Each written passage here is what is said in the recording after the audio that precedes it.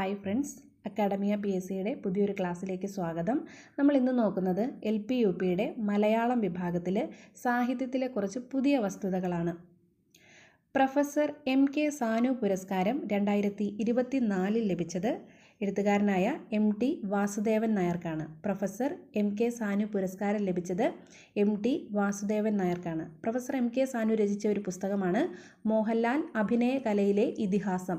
മോഹൻലാൽ അഭിനയ കലയിലെ ഇതിഹാസം എന്ന പുസ്തകം രചിച്ചത് പ്രൊഫസർ MK സാനു ആണ്. പ്രൊഫസർ MK സാനു പുരസ്കാരം 2024 ലഭിച്ചത് MT വാസുദേവൻ നായർക്കാണ്. മോഹൻലാൽ അഭിനയ കലയിലെ ഇതിഹാസം എന്ന കൃതി രചിച്ചത് പ്രൊഫസർ MK സാനു ആണ്. തകഴി ശിവശങ്കര പിള്ളയുടെ കൃതികളുടെ വിവർത്തനത്തിലൂടെ മലയാള സാഹിത്യത്തെ ജപ്പാന് പരിചയപ്പെടുത്തിയ സാഹിത്യകാരിയായിരുന്നു തക്കാക്കോ തോമസ് മൂലൂർ. തക്കാക്കോ മൂലൂർ എന്നറിയപ്പെടുന്നു. ഈ അടുത്തിടെ അന്തരിച്ചിരുന്നു. തകഴി ശിവശങ്കര പിള്ളയുടെ കൃതികളുടെ വിവർത്തനത്തിലൂടെ മലയാള സാഹിത്യത്തെ ജപ്പാന് പരിചയപ്പെടുത്തിയ സാഹിത്യകാരിയാണ് തക്കാക്കോ തോമസ് മൂലൂർ.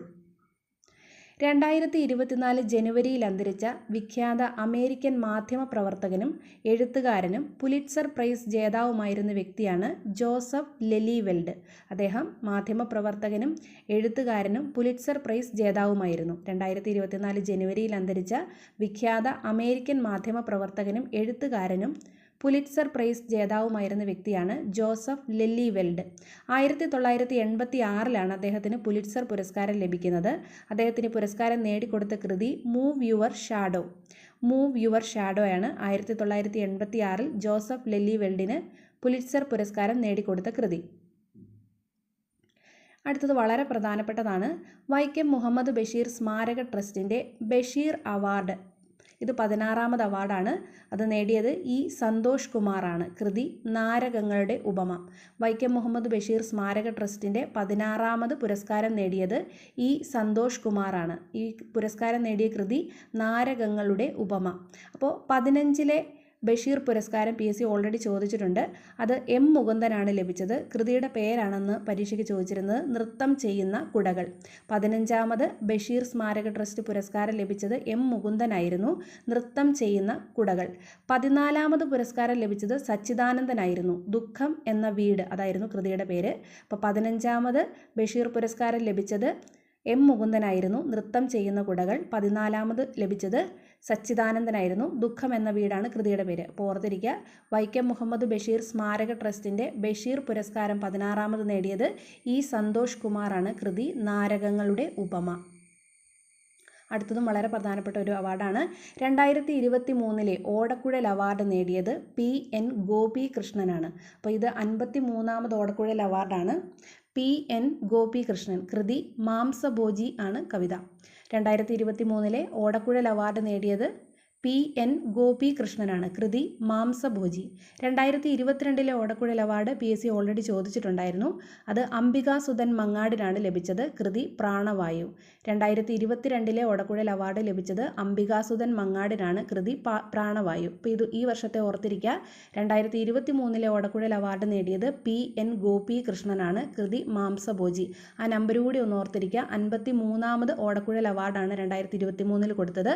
അത് PN ഗോപികൃഷ്ണനാണ് കിട്ടിയത്. കൃതിയുടെ പേര് കൂടി ഓർത്തിരിക്കുക, മാംസഭോജി. ആരുടെ ആത്മകഥയാണ് ഇന്ദ്രധനുസ്? ചലച്ചിത്ര നടനായ ഇന്ദ്രൻസിൻ്റെ ആത്മകഥയാണ് ഇന്ദ്രധനുസ്.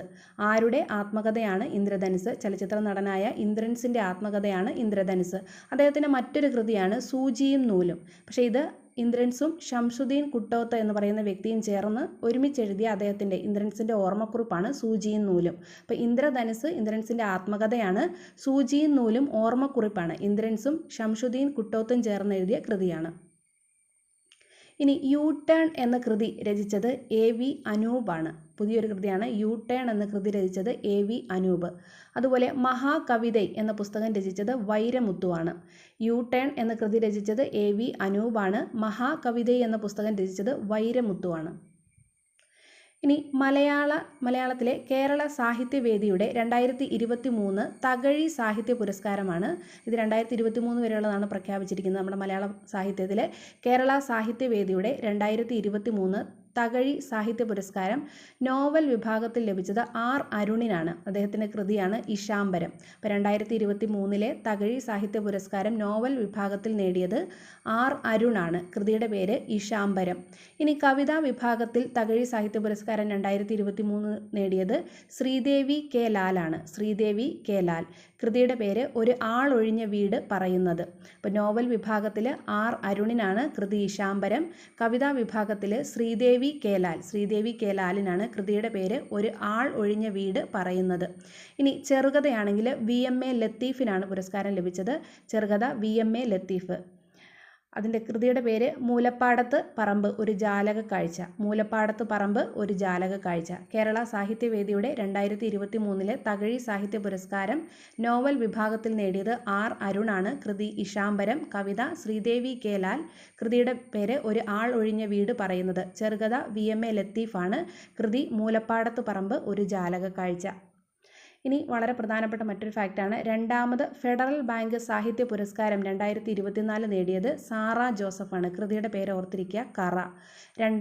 നമ്മുടെ 2024 രണ്ടാമത് ഫെഡറൽ ബാങ്ക് സാഹിത്യ പുരസ്കാര ജേതാവ് എഴുത്തുകാരിയായ സാറ ജോസഫാണ്. കൃതി കറ. അപ്പോൾ നമ്മുടെ മലയാള സാഹിത്യത്തിലെ ഏറ്റവും പുതിയ കുറച്ച് വസ്തുതകളാണ് നമ്മൾ നോക്കിയത്. അപ്പോൾ നിങ്ങൾക്കിത് ഉപകാരപ്പെടുകയാണെന്ന് തോന്നുകയാണെങ്കിൽ ഒന്ന് ലൈക്ക് ചെയ്യണേ. അതുപോലെ നമ്മുടെ ചാനലൊന്ന് സബ്സ്ക്രൈബ് ചെയ്യാനും ഒന്ന് മറക്കരുതേ. അപ്പോൾ അടുത്ത വീഡിയോയിൽ കുറച്ച് കൂടുതൽ ഫാക്റ്റുമായിട്ട് കാണാം. എല്ലാവർക്കും താങ്ക് യു.